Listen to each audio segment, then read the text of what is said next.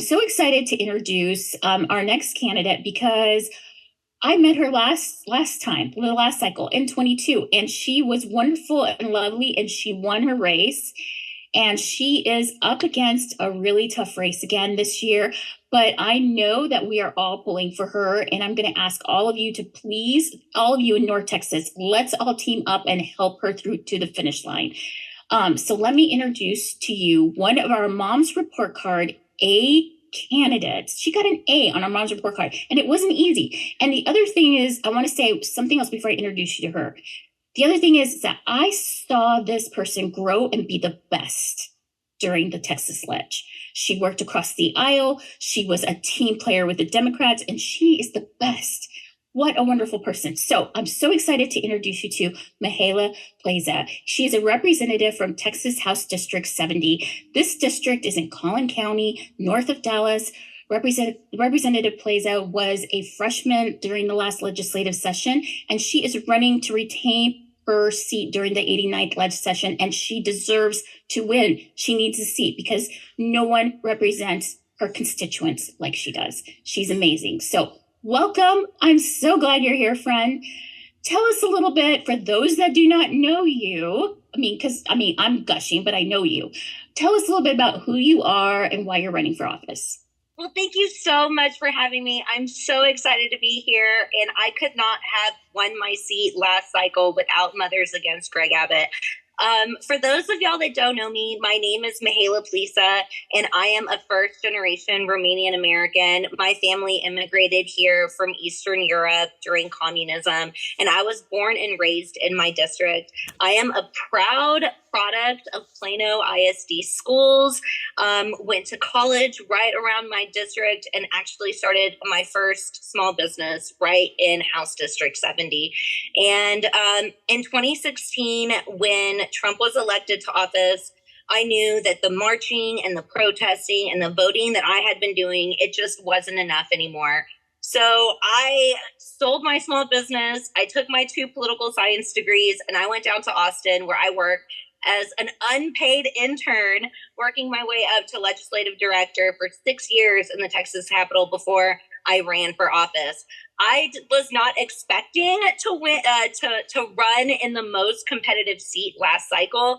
House District 70 in Collin County was not only the most competitive out of the 150 seats last cycle, it was also the most expensive. Republicans threw $4 million at our race trying to buy our seat. But even though we might have been outspent, we were not outworked. My team and I knocked over 65,000 doors last cycle. I personally knocked 10,000 doors myself. We worked hard and we showed out. And in November, I was the first Democrat to win a House seat in Collin County in 30 years. I'm also the first female Democrat to ever represent Collin County in the Texas House. And we knew that as soon as we got elected, we had to go right back to work because Texas is in trouble, y'all. We are last on the list for public education, last on the list for public health. Our foster care system is being fined hundreds of thousands of dollars a day every year.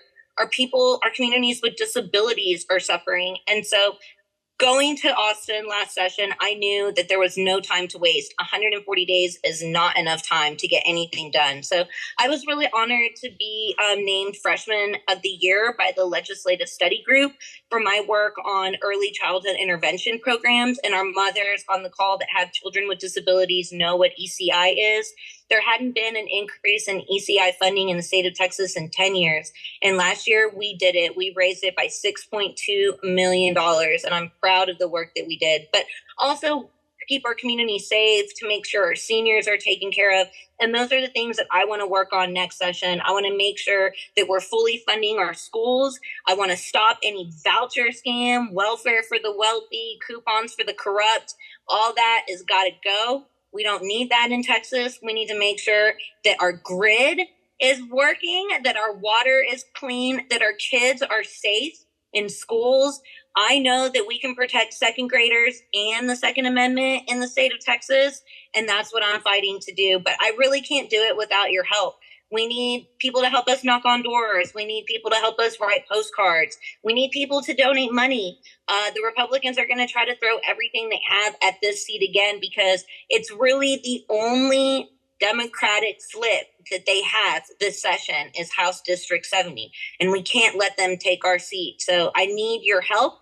I have my staff on the call. They're going to put it in the chat how you can follow us. You can go to plesafortexas.com, Plesa for Texas on Instagram or Facebook. We're even on TikTok. I just did my first TikTok the other day. So anything that we can do, we have to win in November. We have to beat Project 2025, and we have to get behind our girl Kamala. And together we'll make history. So thank you so much for having me on this call. Look forward to meeting you guys. You guys can reach out to our campaign, call me up, and let's figure out how we're going to keep our seat and how we're going to flip other seats in November.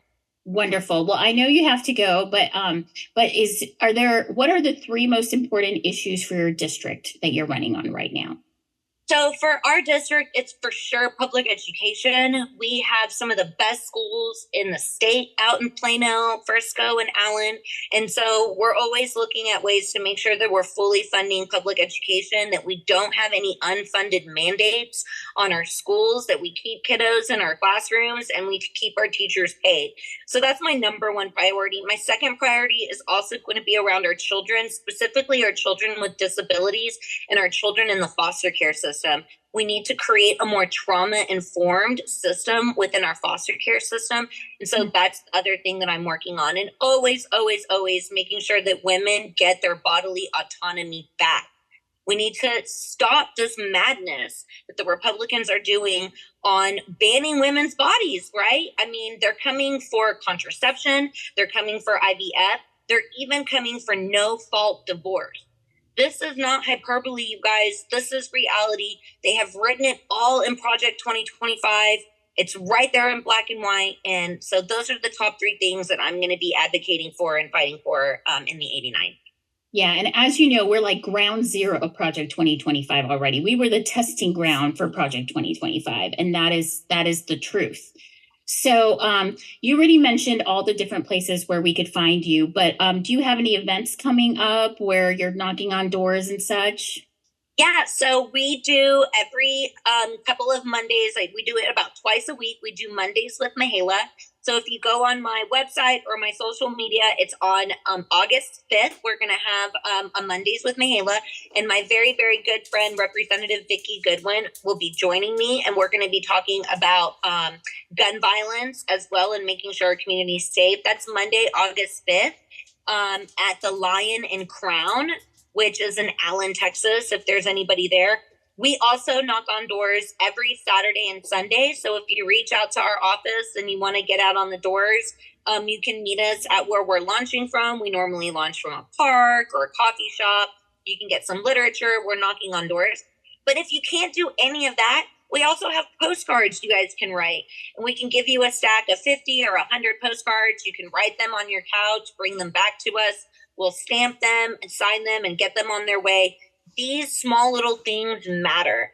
All these little touches matter. It takes 7 touches, 7 times. That means a text, an email, a door knock, a postcard, a mailer, a digital ad, a robocall. It takes 7 touches between someone is going to come out and vote. And so that's what we need your help to do is we need everybody on board so that we're getting as many touches as we can so that we're getting as many people out to vote. Texas is not a red state. Texas is a non-voting state. So we need everybody to help us get out the vote in November. Yes. And as you all know, Mothers and Others, our big focus at Mothers Against Greg Abbott, we're not going to focus on the high propensity voters. We're focusing on low propensity. That means we are going to start at the scores at 70%. We're going to work from 70 to 80%. And after we do 70 to 80%, we're going to move it down to 60 to 70%. We are focused on low propensity voters because we got to get out the vote and we have to win and we have to do this for the women. So thank you so much, Representative Plesa. I'm so glad you were here. It was wonderful to see you today. I'm going to let you go so you can get on your way to the airport, but thank you so much for your time. Thank you so much, Mothers Against Greg Abbott. You guys do amazing work, and together we're going to win in November. Thank you for everything that you guys do. Let's get to work. Let's do it. Okay. See you on the road.